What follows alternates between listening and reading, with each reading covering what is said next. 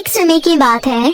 शिखा अपनी सौतेली माँ शीला, पिता मोहन और अपनी दो सौतेली बहनों ईशा और तृप्ति के साथ रहा करती थी। शीला एक बहुत ही चालाक औरत थी। जब मोहन की पत्नी की मृत्यु हो गई तो उसने मोहन को अपने जाल में फंसाकर उससे उसके पैसों के लिए शादी कर ली। मोहन भी अपनी बेटी शिखा की देखभाल के लिए एक माँ चाहता था, इसलिए उसे भी दूसरी शादी से कोई ऐतराज नहीं था। परंतु उसका ये फैसला बहुत ही गलत साबित होता है। शीला मोहन के सामने तो शिखा से बहुत ही ज्यादा प्यार करा करती थी, परंतु जब मोहन काम के सिलसिले से बाहर चला जाता तो वो शिखा से पूरे घर का काम करवाती थी और अपनी दोनों बेटियों को राजकुमारियों की तरह रखती थी। शिखा नहीं चाहती थी कि उसके घर में किसी भी तरह का कलेश हो, इसलिए वो अपने पिता को अपनी सौतेली माँ के द्वारा किए गए अत्याचारों के बारे में नहीं बताती थी। ऐसे ही एक दिन पूरा परिवार एक साथ बैठकर खाना खा रहा होता है कि तभी शीला कहती है, क्या बात है शिखा बेटा, तुमने अभी तक इतना थोड़ा सा ही खाना खाया। चलो जल्दी से अपना खाना फिनिश करो। देखो तुम कितनी दुबली होती जा रही हो। मैं नहीं चाहती कि तुम कमजोर बनो, मैं चाहती हूँ तुम अच्छे से खा पी कर एकदम मजबूत बनो। मोहन ये सब देखकर कहता है, सच में मैं बहुत ही भाग्यशाली हूँ कि मैंने तुमसे शादी की। तुम शिखा का ध्यान एकदम अपनी खुद की बेटी की तरह रखती हो। ये देखकर मुझे बहुत ही अच्छा लगता है। वैसे मुझे एक बात बतानी थी। हाँ जी बोलिए। वो मुझे ऑफिस की तरफ से एक 6 महीने की ट्रिप पर जाना है, तो उसके लिए मुझे कल ही निकलना होगा। मैं पहले तो शिखा के लिए बहुत परेशान था, पर ये सब देखकर मेरी सारी चिंता दूर हो गई है।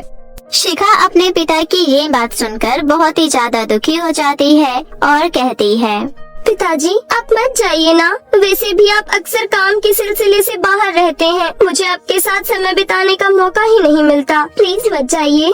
अरे शिखा बेटा ऐसा नहीं कहते, पापा को काम से बाहर जाना है, उन्हें ऐसे टोकते नहीं है। और वैसे भी मैं और तुम्हारी बहन है ना तुम्हारा ख्याल रखने के लिए। इसके बाद शीला शिखा को आंखें दिखाती है, जिससे शिखा चुप हो जाती है। अगले दिन शिखा के पिता अपनी 6 महीने की ट्रिप पर निकल जाते हैं और उस दिन से शीला का अत्याचार शिखा पर और भी ज्यादा बढ़ जाता है। वो उससे अब घर के सारे काम कराने लगती है, यहाँ तक कि वो घर की नौकरानी को भी छुट्टी दे देती है। दिन ऐसे ही बीतने लगते हैं। फिर एक दिन शीला अपनी दोनों बेटियों के लिए बाजार से 2 बहुत ही सुंदर ब्रांडेड लिपस्टिक लेकर आती है और अपनी बेटियों को दिखाते हुए कहती है, ये देखो तृप्ति और ईशा, ये दोनों लिपस्टिक जो तुम देख रही हो ना, ये वही लिपस्टिक है जिसकी ऐड टीवी में बड़ी बड़ी हीरोइंस करती है। मैंने इनका कलर देखा और मुझे लगा कि लिपस्टिक मेरी बेटियों के लिए ही बनी है, इसलिए मैं तुम दोनों के लिए ले आई। पर माँ ये तो बहुत ही महंगी लिपस्टिक है।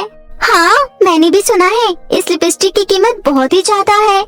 किसी भी लिपस्टिक की कीमत मेरी बेटियों से ज्यादा नहीं है और मैं जानती हूँ ये लिपस्टिक तुम्हारे चेहरे पर बहुत ही ज्यादा खूबसूरत लगेगी।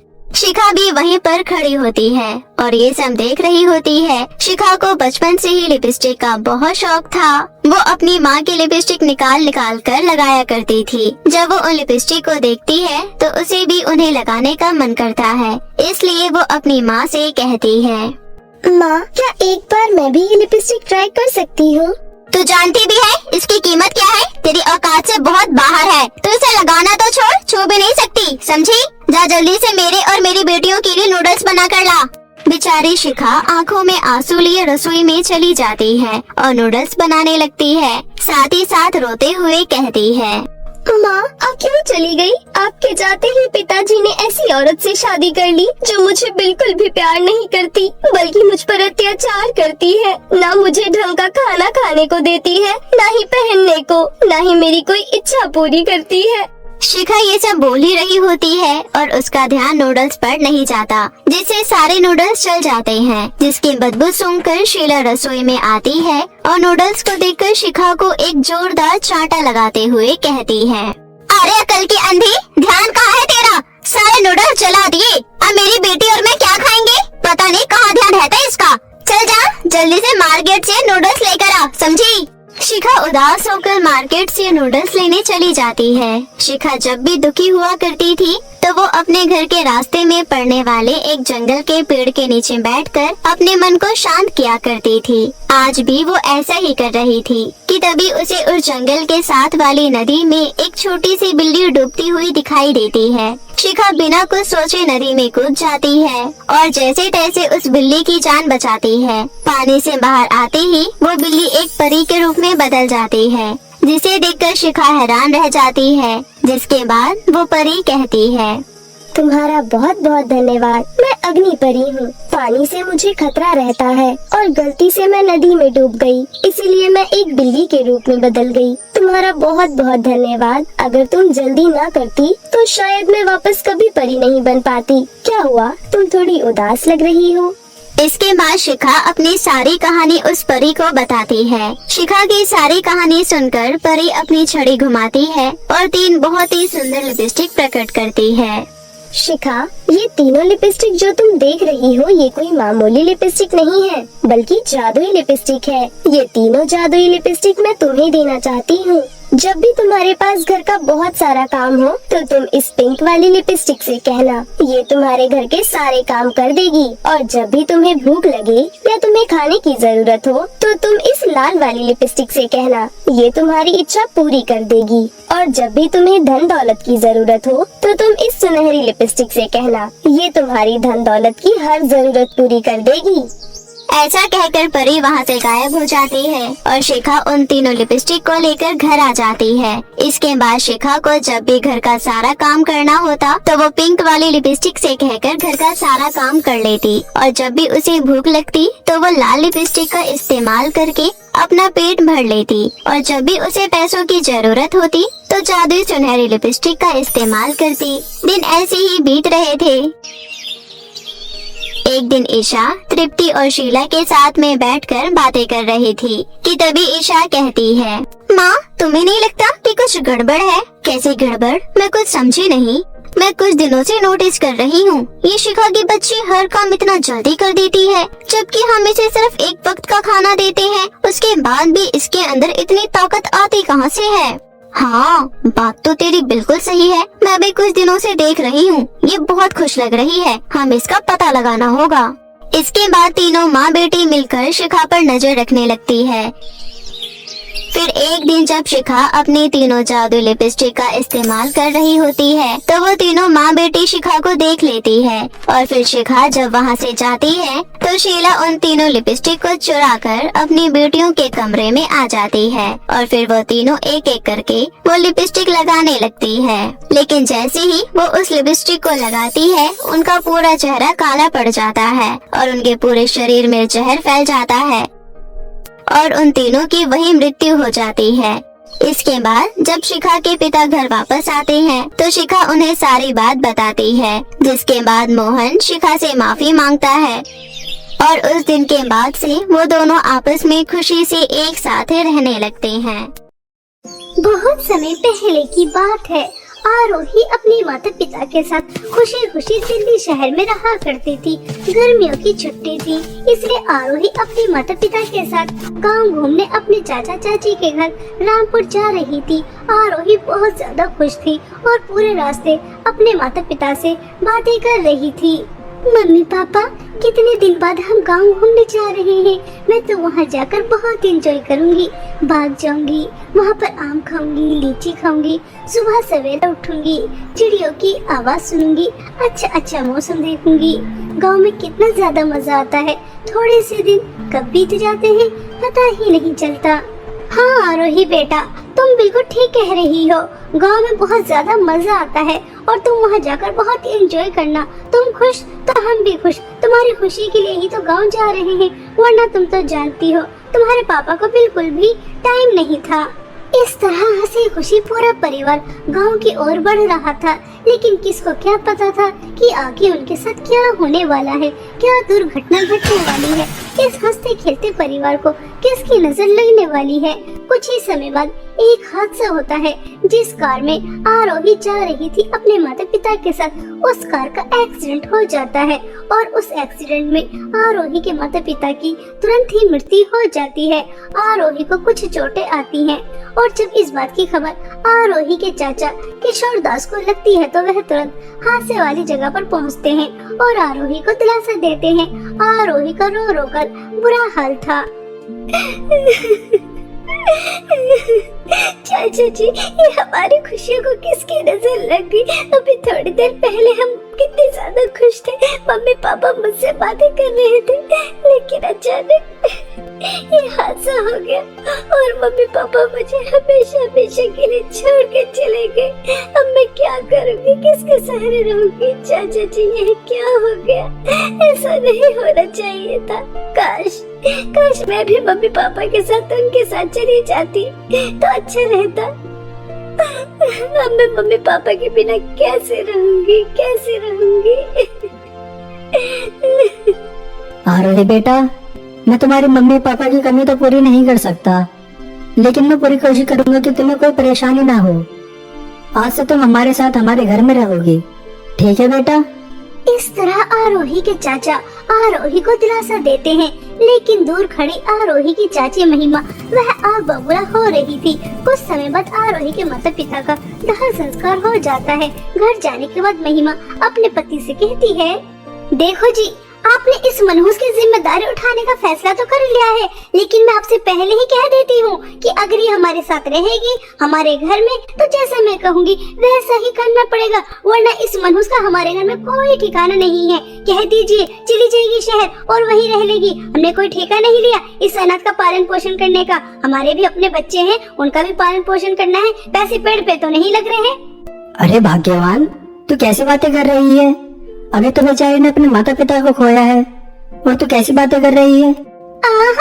इस मनहूस को आए भी 1 घंटा नहीं हुआ और अभी से आपने इस मनहूस की साइड लेनी शुरू कर दी।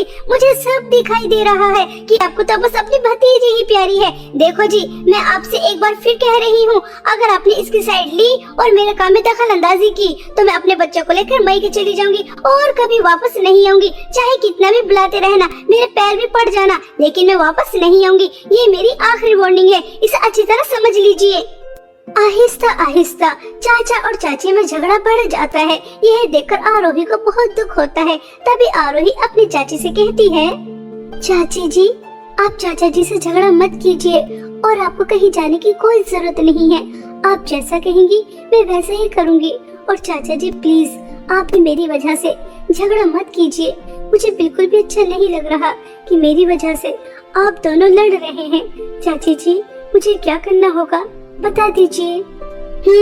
अभी भी तो आया और पहाड़ के नीचे। चल जल्दी से घर की सफाई कर और उसके बाद बर्तन भी साफ करने हैं। और हाँ, कपड़े मत भूल जाना, बहुत सारे कपड़े गंदे पड़े हैं, वो भी धुलने हैं। और ये क्या ड्रामा दिखा रही है, आंसू दिखा रही है? मैं तेरे इन आंसू से डरने वाली नहीं हूँ। चल जल्दी से काम पर लग जा और उसके बाद तुझे तेरे हिस्से का खाना मिल जाएगा। मनहूस। बेचारी आरोही, अभी वह अपने माता पिता के गम से बाहर भी नहीं निकली थी कि उसे अपनी चाची का अत्याचार सहना भी पड़ता है। आरोही ने आज से पहले कभी काम नहीं किया था। वह तो बस पढ़ाई करती थी और अपने दोस्तों के साथ खेलती थी, कूदती थी।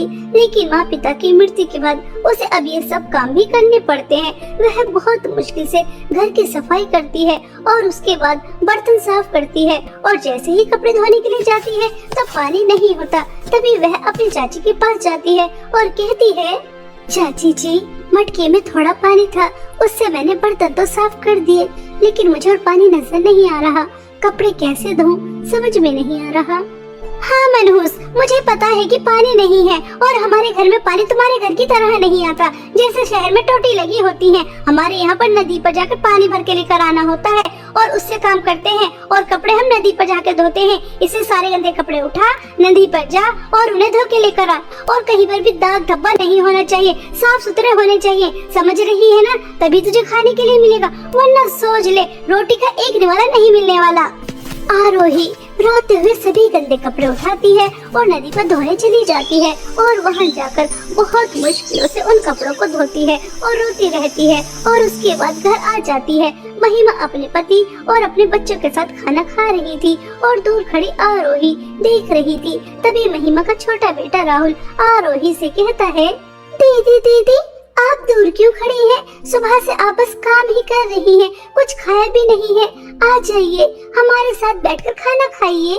कोई जरूरत नहीं है इस मनहूस नौकरानी को हमारे पास बुलाने की। जब हम सब खाना खा लेंगे उसके बाद ही हमारे आगे का बचा कुचा खाएगी। यही इसकी औकात है, इससे ज्यादा नहीं। और तू ज्यादा दीदी का चमचा मत बन, आज के बाद मैं तुझे इससे बोलता हुआ ना देख लूं। ऐसा कहकर महिमा अपने बेटे को चुप कर देती है और उसके बाद सभी खाना खाकर चले जाते हैं और बेचारी आरोही उनके आगे का बचा खुचा खाती है और अपने माता पिता को याद कर बहुत रोती है।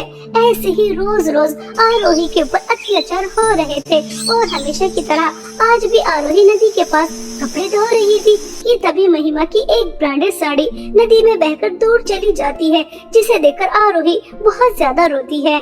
अरे नहीं नहीं, यह क्या अनर्थ हो गया।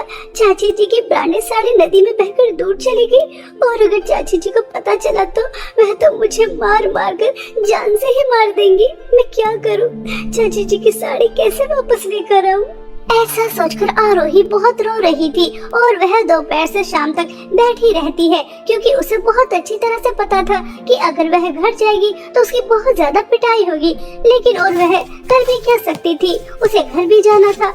आरोही बहुत हिम्मत करती है और घर चली जाती है और अपनी चाची को बता देती है कि कैसे उनकी साड़ी बहकर दूर चली गई। जब वह यह सुनती है तो गुस्से में लाल पीली हो जाती है और आरोही की बहुत ज्यादा पिटाई करती है और उसके बाद उससे कहती है, मनहूस, वह साड़ी मेरी फेवरेट थी और मेरी सबसे ज्यादा महंगी थी। तूने उसे इतनी आसानी से नदी में बहा दिया। जरूर यह तूने जानबूझकर किया है।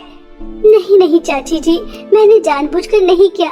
मैं तो सभी कपड़े धोकर घर वापस आ रही थी, लेकिन तभी बहुत तेज हवा चली और आपकी साड़ी उड़कर नदी में गिर गई। मैंने उसे निकालने की बहुत कोशिश की, लेकिन वह बहुत दूर जा चुकी थी।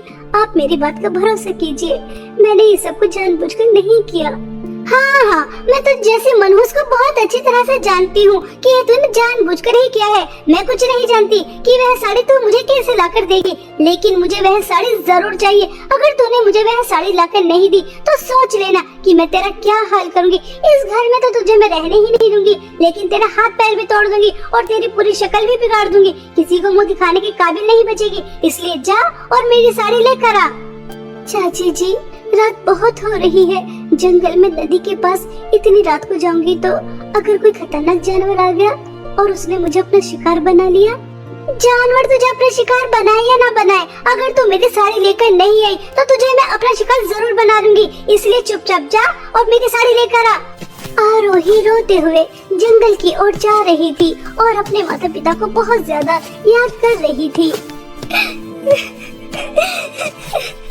पिताजी, आप दोनों मुझे अकेले छोड़कर क्यों चले गए? काश उस कार एक्सीडेंट में मैं भी आप लोगों के साथ मर जाती तो कितना अच्छा रहता। कम से कम मुझे आज चाची का इतना अत्याचार तो सहना नहीं पड़ता। उन्होंने मुझे इतने रात को घर से बाहर निकाल दिया। अब मैं उनकी साड़ी कहाँ से लेकर आऊंगी? अगर साड़ी नहीं लेकर आई तो वो मुझे अपने घर में रहने तो देंगे ही नहीं, साथ में पिटाई भी बहुत ज्यादा करेंगी। आज मुझे आप लोगों की बहुत याद आ रही है। इस तरह आरोही रोते हुए नदी तक पहुंच जाती है, लेकिन वहां जाकर आरोही देखती है तो पूरा नजारा बदला हुआ ही होता है, क्योंकि आरोही देखती है कि उसके सामने दो नदी हैं। एक तरफ सोने के मटके बह रहे थे तो दूसरी तरफ चांदी के मटके बह रहे थे, जिसे देखकर आरोही कहती है, अरे यह मैं क्या अद्भुत नजारा देख रही हूँ। मेरे सामने सोने और चांदी के मटके की नदी, लेकिन दोपहर तक तो ऐसा कुछ भी नहीं था। दोपहर तो यहाँ पर सादा पानी बह रहा था, लेकिन अचानक ये सब क्या? आरोही ऐसा कह ही रही थी कि तभी जादू सोने के मटके की नदी से आवाज आती है, यह वह नदी नहीं है जिसके बारे में तुम बात कर रही हो। तुम रास्ता भटक गई हो और तुम यहाँ आ गई। चलो अच्छा ही है कि कोई इंसान यहाँ तो आया। मैं इस ज्यादा सोने की मटके की नदी हूँ और इस सोने की मटके के अंदर एक चुड़ैल है जो बहुत ही ज्यादा खतरनाक है। वह कैद है और जैसे ही वह चुड़ैल आजाद हो जाएगी तो तुम्हें बहुत सारी धन दौलत देगी, इतनी सारी धन दौलत कि तुम्हारी जिंदगी में कभी किसी चीज की कोई कमी नहीं होगी। लेकिन वह चुड़ैल आजाद होकर तबाही भी मचा सकती है, लेकिन वह तुम्हें कुछ नहीं कहेगी। मैं कब से किसी इंसान का इंतजार कर रही थी, लेकिन कोई यहाँ पर आता ही नहीं था। चलो अच्छा है कि जाने अनजाने में तुम यहाँ आ गई। मैं जादू चांदी के मटके की नदी हूँ और जादू चांदी के मटके के अंदर एक बहुत सुंदर परी है जिसे एक चुड़ैल ने कैद किया है। अगर तुम उसे आजाद कर देती हो तो तुम्हें मिलेगा तो कुछ भी नहीं, लेकिन वह परी आजाद हो जाएगी। अब तुम्हारे हाथ में है कि तुम्हें धन दौलत चाहिए या तुम परी को आजाद करना चाहती हो। जादू सोना चांदी के मटके की नदी, मैं धन दौलत का लालच नहीं करूंगी। धन दौलत के लालच में आकर एक खतरनाक चुड़ैल को आजाद नहीं करूंगी, बल्कि मैं एक अच्छी परी को आजाद करूंगी। चाहे इसके बदले मुझे कुछ भी ना मिले, मैं बुरा काम कभी नहीं करूंगी। इसलिए मैं जादू चांदी के मटके की परी को आजाद करना चाहती हूँ। ऐसा कहकर आरोही जादू चांदी के मटके को उठाती है और जादू चांदी के मटके की परी को आजाद कर देती है। जैसे ही परी आजाद होती है तो वह उससे खुश होकर उसे बहुत सारी धन दौलत देती है। बहुत सारे हीरे, सोना, पैसा, इतनी सारी धन दौलत पाकर आरोही बहुत ज्यादा खुश होती है और परी को धन्यवाद कहकर अपनी चाची के घर आ जाती है। इतनी सारी धन दौलत देकर चाची की आंखें चमक जाती हैं और महिमा आरोही को जोर से थप्पड़ मारकर कहती है, इतना सारा सोना, हीरे, पैसे तुझे कहाँ से मिले? मुझे सच सच बताना। अगर तूने मुझसे झूठ बोलने की कोशिश भी की तो मैं तुझे नहीं छोड़ूंगी। जल्दी बता कि तुझे इतनी सारी धन दौलत कहाँ से मिली, कहाँ से लेकर आई? क्या कहीं तूने चोरी की है? आरोही अपनी चाची को सब सच बता देती है कि उसे जादू सोने चांदी के मटके की नदी मिली जहाँ से उसे इतनी सारी धन दौलत मिली है। यह सुनकर महिमा लालच में आ जाती है और वह मन ही मन में सोचती है, ये मनहूस तो हमेशा बेवकूफ की बेवकूफी रहेगी। जब जादू सोने के मटके की नदी कह रही थी कि चुड़ैल को आजाद करने की वजह से इसे इतनी सारी धन दौलत मिलेगी कि पूरी दुनिया में इससे अमीर कोई और नहीं होगा, तो ये क्या बेवकूफ थी जो इसने जादू चांदी के मटके को चुना और उसकी परी को आजाद किया? मैं तो जादू सोने के मटके को चुनती, बेवकूफ। ऐसा सोचकर महिमा भी जादू सोने और चांदी के मटके की नदी के पास पहुंच जाती है और वहां जाकर तुरंत जादू सोने का मटका उठा लेती है और उसे खोल देती है। और जैसे ही वह उसे खोलती है तो उसके अंदर से बहुत ही ज्यादा खतरनाक चुड़ैल निकलती है और वह चुड़ैल तुरंत ही महिमा को खा लेती है और दोबारा से जादू सोने के मटके के अंदर चली जाती है।